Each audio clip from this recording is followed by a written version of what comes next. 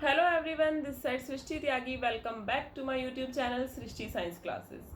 आज की वीडियो हमारी वीडियो ऑन डिमांड है, रिक्वेस्टेड वीडियो है एक व्यूअर की तरफ से, जो कि है class 8 chapter 2 micro organism friend and foe, इससे रिलेटेड। तो इसके बारे में पढ़ेंगे। तो सबसे पहले हम जानते हैं कि माइक्रो ऑर्गेनिजम्स क्या होते हैं। As the name says micro, micro means very tiny which can't be seen by our naked eye. हमारी आई से हम उसे नहीं देख सकते, we need a microscope to see them.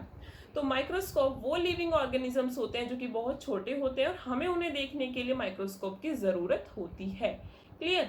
अब माइक्रो ऑर्गेनिज्म ज़्यादातर यूनिसेलुलर होते हैं। यूनिसेलुलर मीन्स कि उनमें एक ही सेल के होते हैं, वो यूनि मीन्स वन, लेकिन कभी कभी किसी किसी केस में वो मल्टी सेलुलर भी पाए जा सकते हैं। तो यहाँ तक आपको क्लियर हुआ। आगे बढ़ते, यहाँ पे हमने माइक्रो ऑर्गेनिजम्स को 5 डिफरेंट ग्रुप्स में क्लासीफाई किया है। इनके बारे में हम पढ़ेंगे। सबसे पहले इनके नेम देख लेते हैं। First one is bacteria, second is virus, protozoa, fungi and algae. ये 5 ग्रुप्स हैं माइक्रो ऑर्गेनिजम्स के, जिसके बारे में हमें पढ़ना है। तो चलिए आगे एक एक करके देखते हैं और सबसे पहले मिलते हैं बैक्टीरिया से। Yes, it is bacteria. तो क्या होता है बैक्टीरिया? अगर हमें बैक्टीरिया की बात करूं तो बैक्टीरिया की हम शेप के बेस पे सबसे पहले इसको देखेंगे। बैक्टीरिया सिंपलेस्ट माइक्रो ऑर्गेनिज्म है। कैसा माइक्रो ऑर्गेनिज्म है? सिंपलेस्ट माइक्रो ऑर्गेनिज्म है। तो इसमें अगर स्फेरिकल शेप है इसकी तो इसको कॉकी बोलते हैं, और इसको कॉकस भी सिंगुलर फॉर्म में बोला जाता है। आप यहाँ पर स्क्रीन पर देख सकते हैं कि इसकी शेप कैसी है, स्फेरिकल है। ठीक है। Next shape is rod shape. ये अगर रोड शेप्ड है तो इसको हम बेसिलस बोलेंगे। एंड अगर ये कोमा शेप्ड है, जैसे हम कोमा लगाते हैं ना इंग्लिश में, उसी की शेप में अगर है इसको तो हम विब्रियो बोलेंगे। देन अगर ये स्पाइरल है, स्पाइरल इस तरीके की शेप है, जिगजैग टाइप, तो इसको हम क्या बोलेंगे? स्पाइरेलियम। तो ये शेप के बेस पे हमने बैक्टीरिया को क्लासीफाई किया है। बैक्टीरिया सिंपल ऑर्गेनिज्म है माइक्रो ऑर्गेनिज्म के अंदर। क्लियर हुआ बैक्टीरिया। आगे बढ़ते हैं हम नेक्स्ट माइक्रो ऑर्गेनिज्म की तरफ। नेक्स्ट आ जाता है हमारा वायरस। तो वायरस बहुत ही ज्यादा इंटरेस्टिंग है समझने के लिए। अब आपने घोस्ट के बारे में तो सुना होगा, भूतों के बारे में। तो क्या भूत लिविंग होते हैं या नॉन लिविंग होते हैं? क्या होते हैं? We can't say anything, not living, non living. हम इसमें से कुछ भी सही तरीके से नहीं बोल सकते। तो वायरस होते क्या हैं? वायरस और भूत एक दूसरे से मिलते जुलते होते हैं। कैसे, वो आप यहाँ पर समझिए। यहाँ पर देखिए, वायरस की अगर मैं बात करूँ तो यहाँ पर एग्जाम्पल मैंने दिए हुए हैं 3 टाइप के वायरसेस के, वैक्सीनिया, पोलियो और HIV। पोलियो वायरस के बारे में आपने सुना होगा। ये एक टाइम पे बहुत ही ज़्यादा फैला था, जिसके लिए हमने चिल्ड्रंस को वैक्सीन्स प्रोवाइड की थी कि जिससे कि उसमें पोलियो वायरस ना हो। क्लियर। अब वायरस को नॉन लिविंग कंसिडर किया जाता है कब तक? जब तक कि वो किसी लिविंग सेल के अंदर नहीं जाता। ठीक है। जब तक वो किसी लिविंग सेल के अंदर नहीं जा रहा, वायरस नॉन लिविंग है, वो सारी नॉन लिविंग एक्टिविटीज परफॉर्म करेगा। बट जैसे ही वो किसी लिविंग सेल के अंदर जाता है, वो क्या करता है कि उस सेल की, उस ऑर्गेनिजम्स की मशीनरी को टेक ओवर कर लेता है, उस पर कब्जा कर लेता है और अपने अकॉर्डिंग एक्टिविटीज को रन करता है और उसकी सेल्स को डैमेज करना शुरू कर देता है। तो वायरस एक लिविंग सेल के अंदर जाने के बाद लिविंग कंसिडर किया जाता है। क्लियर हुआ वायरस के बारे में basic idea. Now moving towards the next. Next आता है यहाँ पर हमारा प्रोटोजोआ। तो प्रोटोजोआ क्या है? प्रोटोजोआ का मतलब है प्रिमिटिव एनिमल की, फर्स्ट डिस्कवर्ड एनिमल इसको कंसिडर किया जाता है। और अगर मैं बात करूँ प्रोटोजोआ की तो इसमें एग्जांपल्स हैं paramecium, amoeba and Euglena. Amoeba एक यूनिसेलुलर ऑर्गेनिज्म है जिसकी कोई शेप नहीं होती, तो इसको शेपलेस ऑर्गेनिज्म भी कंसिडर किया जाता है। प्रोटोजोआ जो होते हैं वो जनरली सेप्रोफाइटिक होते हैं, कि वो दूसरे डेड एंड डिकेइंग एनिमल्स पे अपना फूड डिपेंड करते हैं। ठीक है। और दूसरी चीज की वो पैरासिटिक भी होते हैं, कि वो दूसरे किसी ऑर्गेनिज्म पे रहते हैं और वहां से वो सरवाइव करते हैं। पैरासिटिक इन नेचर इसलिए इनको कहा जाता है। तो प्रोटोजोआ के बारे में समझ में आया। आगे बढ़ते हैं। नेक्स्ट आ जाता है हमारा फंगी। तो फंगी क्या है? फंगी जो है वो नेचर, अगर हम उसका हैबिटेट और नेचर देखें तो वो सेप्रोफाइटिक होती है, वो डेथ लविंग होती है, कि जो डेड एंड डिकेइंग ऑर्गेनिजम्स होते हैं वो उन पर डिपेंड होती है अपने फूड के लिए और शेल्टर के लिए। ठीक है। पैरासिटिक भी होती है नेचर में, कि दूसरे किसी होस्ट पर रहती है, उसी पर वो सर्वाइव करती है। क्लियर। जनरली यूनिसेलुलर और मल्टीसेलुलर दोनों ही फॉर्म में ये पाई जाती है फंगी। अब यहाँ पर एग्जांपल देखिए, पेनिसिलियम और एस्पेरगिलस। पेनिसिलियम की अगर मैं बात करूँ तो पेनिसिलियम एक बहुत ही बेनिफिशियल फंगी हम इसको बोल सकते हैं। इससे एक एंटीबायोटिक की प्रिपरेशन की गई थी, फर्स्ट एंटीबायोटिक की, तो पेनिसिलियम फंगी से ही वो प्रिपेयर किया गया था। क्लियर हुआ यहाँ पर आपको, पेनिसिलिन एंटीबायोटिक का नाम था। और अगर मैं बात करूँ फंगी की तो ये सेप्रोफाइटिक हो गई, पैरासिटिक हो गई, और ये बेनिफिशियल भी हमारे लिए हो सकती है। तो फंगी के बारे में क्लियर। यस, नेक्स्ट आ जाता है हमारा एल्गी। तो एल्गी क्या है? एल्गी ना प्लांट से थोड़ी मिलती जुलती है, प्लांट की तरह दिखती है, ग्रीन भी होती है ये कलर में। तो एल्गी के यहाँ पर स्क्रीन पर आप एग्जांपल्स देख सकते हैं कि क्या क्या एग्जांपल्स हैं एल्गी के। स्पाइरोगायरा है और क्लेमाइडोमोनास है। ठीक है, तो ये एल्गी के एग्जांपल्स हैं। एल्गी कैसी होती है? एल्गी यूनिसेलुलर और मल्टीसेलुलर दोनों ही होती है। और ये किस किस जगह पे पाई जाती है ये भी हम आगे इसी वीडियो में डिस्कस करेंगे। जैसे ये मॉइस्चर के जगह पे ज़्यादा पाई जाती है, अगर कोई चीज़ मॉइस्ट है तो ये वहाँ पर ज़्यादा पाई जाती है। यस, इसी के साथ हमारे जो 5 क्लासिफिकेशंस थी माइक्रो ऑर्गेनिजम्स की वो कंप्लीट होती है। उसके बारे में मैंने सिर्फ आपको डिटेल में ना जाते हुए बेसिक आइडिया दिया है, जो इस क्लास के अकॉर्डिंग बिल्कुल सही है। नेक्स्ट हमारी आती है हैबिटेट की। माइक्रो ऑर्गेनिजम्स की हैबिटेट कैसी होती है? अगर मैं बात करूँ हैबिटेट की मतलब रहने की जगह, तो ये किस किस जगह पर पाए जाते हैं?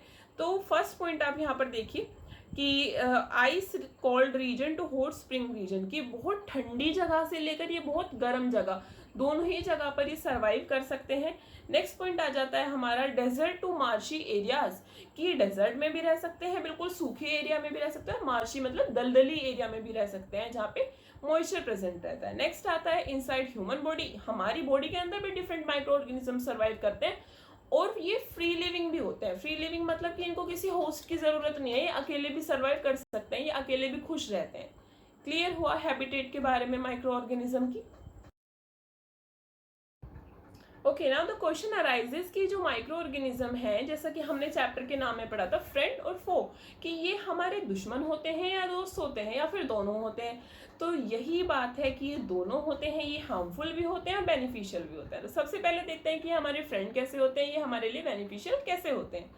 बेनिफिशियल में अगर मैं देखूँ तो फर्स्ट पॉइंट आता है यहाँ पर आपका क्लीनिंग एनवायरमेंट। ये एनवायरमेंट को क्लीन करने में हेल्प करते हैं। किस तरीके से ये एनवायरमेंट क्लीनिंग में हेल्प करते हैं?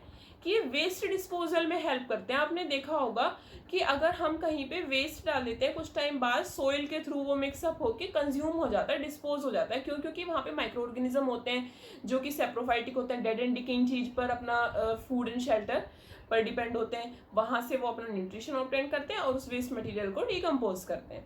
ये क्लियर हुआ पॉइंट आपको। नेक्स्ट आ जाता है इन एग्रीकल्चर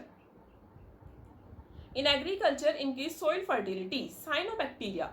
तो साइनोबैक्टीरिया क्या है? साइनोबैक्टीरिया को हम ब्लू ग्रीन एल्गी भी बोलते हैं, एक टाइप की एल्गी है और ये सॉइल फर्टिलिटी इंक्रीज करती है। तो कह सकते हैं कि माइक्रो ऑर्गेनिज्म एग्रीकल्चर में भी बेनिफिशियल हो गए। क्लियर, सॉइल की फर्टिलिटी इंक्रीज करा के। नेक्स्ट आता है आपका in making bread, cake, curd etcetera. ये कुकिंग के पर्पस में भी हेल्पफुल होते हैं। कैसे? ब्रेड बनाने के लिए जो ईस्ट होता है, ठीक है, ईस्ट इंपॉर्टेंट होता है ब्रेड में, भटूरे बनाने में, जिस भी फूड में हमें फ्लफी अपीयरेंस चाहिए होती है उसमें ईस्ट एक माइक्रो ऑर्गेनिज्म है जो कि एक टाइप की फंगस है और ये इंपॉर्टेंट उसमें होता है। क्लियर। नेक्स्ट आता है केक मेकिंग में और कर्ड में। कर्ड में एक सबसे इंपॉर्टेंट बैक्टीरिया पाया जाता है जिसको हम बोलते हैं लैक्टोबैसिलस। लैक्टोबैसिलस, लैक्ट वर्ड को आप ना हमेशा रिलेट करोगे मिल्क से, तो मिल्क से रिलेटेड जितनी भी चीजें होती है उसमें लैक्टोबैसिलस पाया जाता है। मिल्क में भी पाया जाता है और कर्ड में भी पाया जाता है, जो कि हमारे लिए बहुत ही ज्यादा इंपॉर्टेंट होता है। Okay, now next point is in making wine and alcohol, in making wine and alcohol from sugar. Commercial use है ये आपका माइक्रो ऑर्गेनिजम्स का। कमर्शियल यूज कैसे है कि वाइन और अल्कोहल प्रिपरेशन में ये यूज किए जाते हैं शुगर से बनाने के लिए। और इस प्रोसेस को क्या बोलते हैं? इस प्रोसेस को बोलते हैं फर्मेंटेशन। अगर हम वाइन और अल्कोहल की प्रिपरेशन करते हैं बाय यूजिंग शुगर तो इस प्रोसेस को हम फर्मेंटेशन बोलेंगे। इसीलिए अल्कोहल में से शुगर लाइक स्मेल आती है हमें। Clear. Next point is in making antibiotics like streptomycin and tetracycline. ये एंटीबायोटिक्स बनाने में भी हेल्पफुल होते हैं, जैसे कि स्ट्रेप्टोमाइसिन और टेट्रासाइक्लिन। ये कुछ एंटीबायोटिक्स के नाम हैं जो आपको याद रखने हैं। नेक्स्ट आ जाता है in making vaccines like smallpox vaccine, cholera vaccine and TB vaccine. TB tuberculosis एक बीमारी होती है और स्मॉल पॉक्स भी। इन डिसीजेस के लिए वैक्सीन बनाने के लिए भी माइक्रो ऑर्गेनिजम्स का यूज़ किया जाता है। तो माइक्रो ऑर्गेनिज्म हमारे लिए बेनिफिशियल कैसे कैसे होते हैं, ये सारी चीज़ें आपको क्लियर हुई। ओके, आगे बढ़ते हैं। नेक्स्ट पॉइंट हमारा यहाँ पर आ जाता है हार्मफुल, की how microorganisms are harmful for us. तो इसमें फर्स्ट पॉइंट है cause diseases. Microorganisms diseases के लिए रेस्पॉन्सिबल होते हैं, और जो माइक्रो ऑर्गेनिज्म डिसीज कोजिंग होते हैं उन्हीं को हम बोलते हैं पैथोजेंस। ध्यान रखना, the disease causing micro organisms known as pathogens. Okay, next point is in human. अगर हम बात करें ह्यूमंस की, they enter through air, water और food they consume. Micro organism हमारे अंदर कहीं से भी आ सकता है, या तो एयर में हम ब्रीथ कर रहे हैं वहां से आ सकता है, फूड जो हम खा रहे हैं वो कंटेमिनेटेड हो सकता है। कंटेमिनेटेड मीन्स कि वो उसमें ऑलरेडी कोई माइक्रो ऑर्गेनिज्म और उसका टॉक्सिक सब्सटेंस प्रेजेंट है। क्लियर। वाटर जो हम ड्रिंक कर रहे हैं वो पॉल्यूटेड भी हो सकता है, उसमें माइक्रो ऑर्गेनिजम्स भी प्रेजेंट हो सकते हैं, तो कह सकते हैं कि वो हमारे लिए टॉक्सिक हो सकता है। इसके अलावा अगर हम किसी इन्फेक्टेड पर्सन से कांटेक्ट करते हैं तो भी माइक्रो ऑर्गेनिज्म हमारे अंदर एंटर हो जाते हैं। कैसे एंटर हो जाते हैं वो मैं आपको बताती हूँ। ये देखिए नेक्स्ट पॉइंट में लिखा है cause communicable microbial diseases like cold, TB, chicken pox. Micro organism जो होते हैं वो कम्युनिकेबल डिसीजेस के लिए रिस्पॉन्सिबल है। अब कम्युनिकेबल क्या होता है, देखो कम्युनिकेट से आप क्या समझते हो, बातचीत करना। तो उसी तरीके से ऐसी डिसीज जो एक पर्सन से दूसरे पर्सन में बातचीत करके ट्रांसफर हो जाती हैं। बातचीत करना इन द सेंस कि कॉन्टेक्ट करने से, मिलने जुलने से, तो उन डिसीजेस को हम बोलते हैं communicable diseases. That diseases that can be transfer from one person to another person by shaking hand, contact, sharing the utensils etcetera. ठीक है, जैसे कोल्ड, अगर हम किसी इन्फेक्टेड पर्सन के साथ बैठे हैं और वो एक पेन यूज कर रहा है सपोज, और उसकी ड्रॉपलेट्स इस पेन पे टच हो गई तो ये पेन इन्फेक्टेड हो गया, और फिर वही पेन अगर हम यूज करते हैं तो हम भी इन्फेक्टेड हो सकते हैं, चांसेस हैं। Clear. Carriers of the disease. अब इन डिसीज के कैरियर क्या होते हैं, डिसीज के कैरियर समझने से पहले हम समझते हैं कैरियर वर्ड क्या है। कैरियर मीन्स कैरी करना, तो वो डिसीज कैरी करके लेकर आ रहा है। जैसे सपोज आप एक पिज्जा ऑर्डर कर रहे हो तो डिलीवरी बॉय आप तक पिज्जा लेकर आएगा, तो जो वो डिलीवरी बॉय है वो हो गया कैरियर ऑफ द पिज्जा। ठीक है, उसी तरीके से कुछ इंसेक्ट्स और एनिमल्स जो है वो कैरियर होते हैं इन डिसीजेस के। अगर मैं एनिमल्स की बात करूं या इंसेक्ट्स की बात करूं तो मॉस्किटो, आपने मलेरिया नाम की डिसीज का नाम सुना होगा, बहुत खतरनाक होती है। ठीक है, मलेरिया को जो कैरी करके लाता है वो है एक मॉस्किटो जिसका नाम है फीमेल एनोफिल्स मॉस्किटो। तो फीमेल मॉस्किटो रिस्पॉन्सिबल है मलेरिया के लिए, जो कि एक पर्सन को बाइट करता है और उसके ब्लड के थ्रू वो डिसीज को कैरी करके लाता है, दूसरे नॉन इन्फेक्टेड पर्सन को वो बाइट करेगा और डिसीज ट्रांसफर कर देगा। समझ आया। अब हाउ टू स्टॉप, हम इन्हें स्टॉप कैसे कर सकते हैं। अगर ये मॉस्किटोज के थ्रू फैल रही है, इंसेक्ट के थ्रू फैल रही है डिसीज, तो कैसे रोक सकते हैं। तो सोचो कि भाई मॉस्किटो कहाँ पे सरवाइव कर रहे थे, कहाँ पे रह रहे थे, डर्टी प्लेसेस पे, डर्टी वाटर में। तो हमें कोशिश करनी है कि हमारे घरों के आसपास हम पानी ना इकट्ठा होने दें, जो पानी है उसको हम कवर करके रखें जिससे कि उसमें माइक्रो ऑर्गेनिजम्स ना एंटर हो जाए, और अपने आसपास के प्लेस पे वेस्ट डिस्पोजल भी ना होने दें जिससे कि माइक्रो ऑर्गेनिज्म वहाँ पर इंक्रीज हो, अपनी कॉलोनीज बनाए। तो इन सब चीज़ों का हमें ध्यान रखना है, और अपनी पर्सनल हाइजीन का भी। पर्सनल हाइजीन कैसे कि हम अगर स्नीजिंग कर रहे हैं तो हमें हैंकरचीफ का यूज़ करना चाहिए। हमें किसी पर्सन से, अगर किसी को कोल्ड से कोई सफ़र कर रहा है, हम उसके साथ कांटेक्ट कर रहे हैं तो उसके बाद हमें प्रॉपर हैंड वॉश करने चाहिए बिफोर ईटिंग और ड्रिंकिंग समथिंग। तो इन सब प्रिकॉशंस का हमें ध्यान रखना चाहिए। ओके, आगे बढ़ते हैं। यस, यहाँ पर देखिए ये कुछ डिसीज हैं जो प्लांट में होती हैं थ्रू माइक्रो ऑर्गेनिज्म। यहाँ पर एक टेबल आपको स्क्रीन पे दिखाई दे रही होगी, तो हम इन डिसीजेस के बारे में यहाँ पर पढ़ेंगे। ओके, क्या क्या है ये वो देख लेते हैं हम। यहाँ पर फर्स्ट आ जाता है, देखो पहले कॉलम देखो आप, प्लांट डिसीज। नेक्स्ट आता है आपका माइक्रो ऑर्गेनिज्म की कौन सा माइक्रो ऑर्गेनिज्म उसके लिए रिस्पॉन्सिबल है। ठीक, plant disease, micro organism, mode of transmission की वो किस चीज़ के थ्रू ट्रांसमिट हो रही है। नेक्स्ट फिगर कि कैसे वो डिसीज हमें दिख रही है। तो देखिए फर्स्ट आता है आपका सिट्रस कैंकर। ये एक प्लांट डिसीज है जो कि बैक्टीरिया के थ्रू फैलती है और ये किस मोड के थ्रू आ रही है, एयर के थ्रू। एयर के थ्रू इसके माइक्रो ऑर्गेनिजम्स बैक्टीरिया स्प्रेड होते हैं और प्लांट्स में जाते हैं और ये फ्रूट्स में हो जाती है, इस तरीके की फ्रूट्स में अपीयरेंस होती है, ये देखिए। नेक्स्ट आता है आपका रस्ट ऑफ व्हीट। ये प्लांट की डिसीज का नाम है, व्हीट में होती है, तो व्हीट, एप्पल, ऑरेंज इस टाइप के फ्रूट्स में ये डिसीज पाई जाती है। इसके लिए जो माइक्रो ऑर्गेनिज्म रिस्पॉन्सिबल है दैट इज फंगी। फंगी इसके लिए रिस्पॉन्सिबल है, फंगी के थ्रू ये फैलती है। ओके एंड इसका जो मोड ऑफ ट्रांसमिशन है वो है आपका एयर और सीड्स। ये सीड्स के थ्रू भी डिस्पर्स होती है और ये एयर के थ्रू भी होती है, ये देखिए इसका डायग्राम। नेक्स्ट आ जाता है येलो वीन मोजेक ऑफ भिंडी और ओकरा। भिंडी को ही हम ओकरा बोलते हैं, ये भिंडी में आती है, वायरस के थ्रू फैलती है और इसका जो मोड ऑफ ट्रांसमिशन है वो इंसेक्ट है, इंसेक्ट इसको कैरी करके लेकर आता है। क्लियर हो गया। तो ये हमने प्लांट की डिसीजेस के बारे में पढ़ा है। आगे हम पढ़ेंगे एनिमल्स के बारे में और ह्यूमंस के बारे में, तो चलिए देखते हैं। नेक्स्ट आता है हमारा एनिमल्स की। एनिमल्स में माइक्रो ऑर्गेनिजम्स कैसे डिसीजेस के लिए रिस्पॉन्सिबल होते हैं और how they are harmful for the animals. So यहाँ पर आप देख सकते हैं एंथ्रेक्स एक डेंजरस डिसीज है जो कि बैक्टीरिया की वजह से होती है, किस में, ह्यूमंस में और कैटल्स में। तो ये एक ऐसी डिसीज़ है जिसकी वजह से एनिमल्स की जो बॉडी है वो बहुत ही ईजिली इन्फेक्शन के प्रति रिस्पॉन्स करने लगती है। तो इस डिसीज़ को काफ़ी डेंजरस माना जाता है। और फुट और mouth disease in kettles caused by viruses. Viruses responsible होते हैं कैटल्स में फुट और माउथ डिसीज़ के लिए। तो क्लियर हुआ ये पॉइंट आपको यहाँ पर, ठीक है। इसी के साथ हम आगे बढ़ते हैं। यहाँ पर हम देखेंगे कुछ ह्यूमन डिसीजेस के बारे में। तो फर्स्ट आती है आपकी ट्यूबरक्लोसिस। ट्यूबरक्लोसिस बैक्टीरिया के थ्रू होती है, एयर इसका ट्रांसमिशन मीडियम है। नेक्स्ट आती है मीजल्स। मीजल्स में क्या है, चाइल्डहुड इन्फेक्शन है और ये वायरस के थ्रू फैलती है, अगेन एयर इसका ट्रांसमिशन मीडियम है। नेक्स्ट चिकन पॉक्स से आप सब अवेयर हैं, ये भी वायरस डिसीज़ है। पोलियो भी वायरस डिसीज़ है। और चिकन पॉक्स और पोलियो की अगर बात करें, एयर के अलावा इसमें एक और वो है इसका ट्रांसमिशन मीडियम जो कि है कॉन्टैक्ट और वाटर। तो इन सब के लिए प्रिवेंशन क्या है हमारी, keep the patient in the complete isolation. हमें उसको अलग रखना है बाकी लोगों से, उसकी बिलोंगिंग्स को अलग रखना है जिससे बाकी सबको इन्फेक्शन ना हो।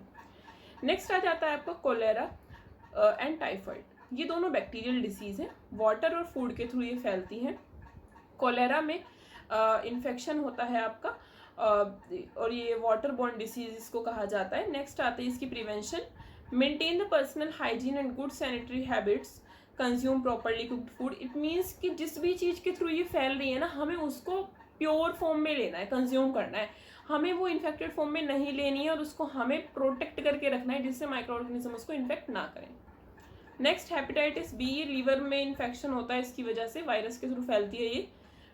वाटर इसका ट्रांसमिशन मीडियम है, ड्रिंक बॉइल्ड वाटर और वैक्सीनेशन इसकी जरूरी होती है। नेक्स्ट मलेरिया आपको पता है, फीवर आता है, इसमें है हाई चिल्ड फीवर होता है। मॉस्किटो इसका कैरियर है, प्रोटोजोआ इसका पॉजिटिव माइक्रो ऑर्गेनिज्म है, ठीक है।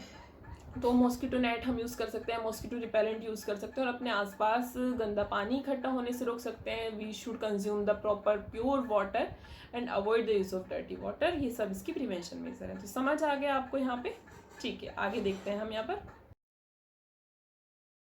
यस, नेक्स्ट टॉपिक हमारा आता है फूड पॉइजनिंग। फूड पॉइजनिंग क्या होती है, पॉइजन मतलब जहर, कि अगर हमें खाने की वजह से कुछ ऐसी कंडीशंस हमारी बॉडी में स्टैब्लिश हो जाए जो कि हमारी बॉडी में पॉइजन बन जाता है, फूड पॉइजनिंग हो जाती है, तो उसको हम फूड पॉइजनिंग बोलते हैं। कि खाने की वजह से हमारी बॉडी में पॉइजन बन गया, कुछ केमिकल रिएक्शन ऐसी हो गई जो कि हमारे लिए ठीक नहीं है।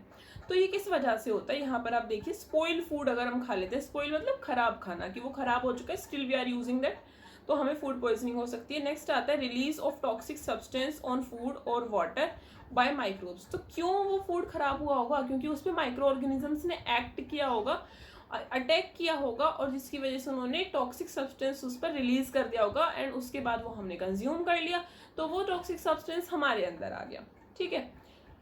तो फूड को पॉइजन में कन्वर्ट होने से के लिए हमें क्या करना चाहिए, फूड प्रिजर्वेशन करना चाहिए। फूड प्रिजर्वेशन के यहाँ पे हमें 3 मेथड पढ़ने, chemical, common salt and pasteurisation. क्या है ये 3 मेथड, देखो केमिकल मेथड में ये है कि हमें सोडियम बेंजोएट हम यूज़ करते हैं।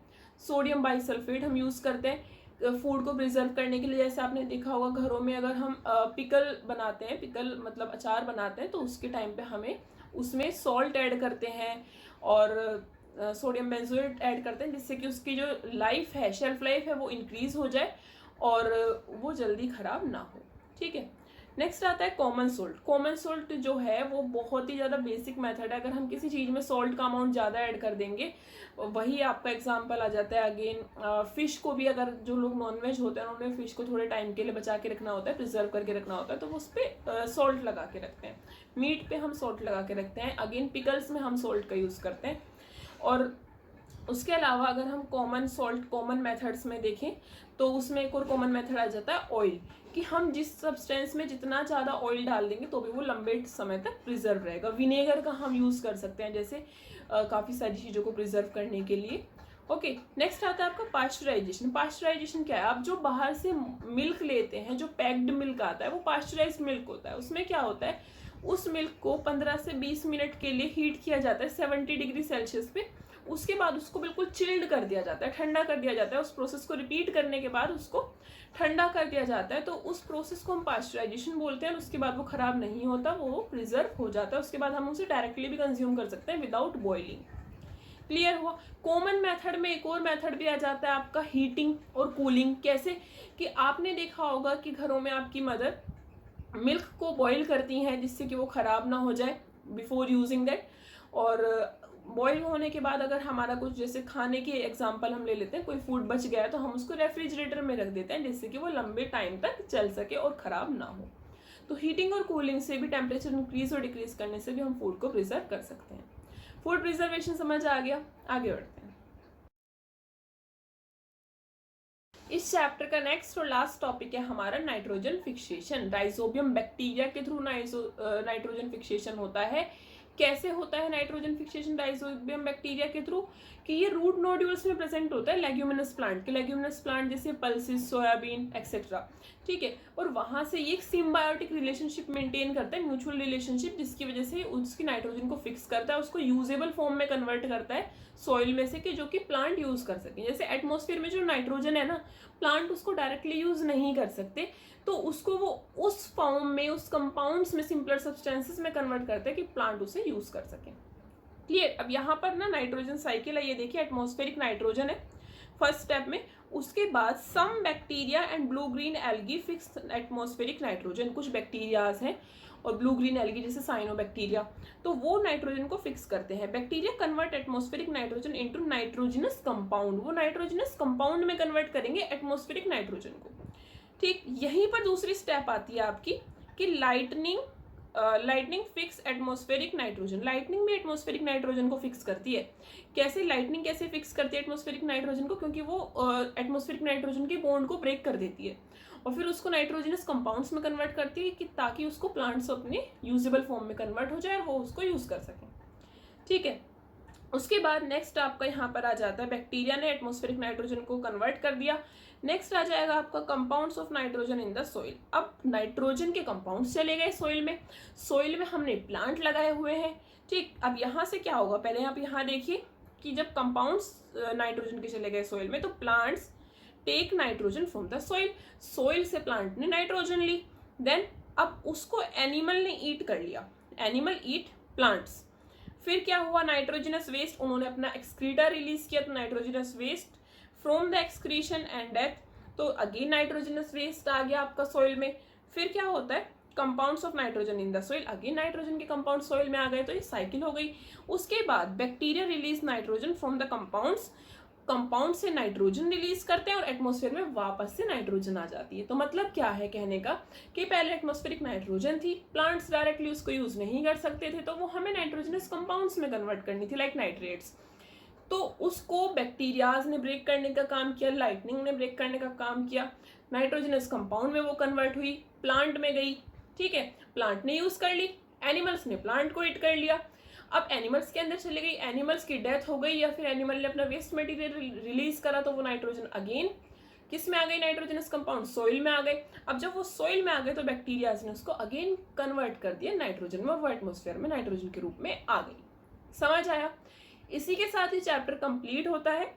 ये एक ओवरव्यू था, समरी थी इस चैप्टर की, जो कि इसमें आपको कुछ मेन पॉइंट्स को हाईलाइट किया गया है। तो अगर आपको वीडियो अच्छी लगी हो तो please subscribe my channel and hit the like button, जिससे कि आपको आने वाले टाइम में और भी वीडियोस ऐसे देखने को मिलेंगे। और आपको जिस भी पर्टिकुलर टॉपिक पे वीडियो चाहिए आप कमेंट सेक्शन में मेंशन कर सकते हैं। That's all for today, thank you for watching.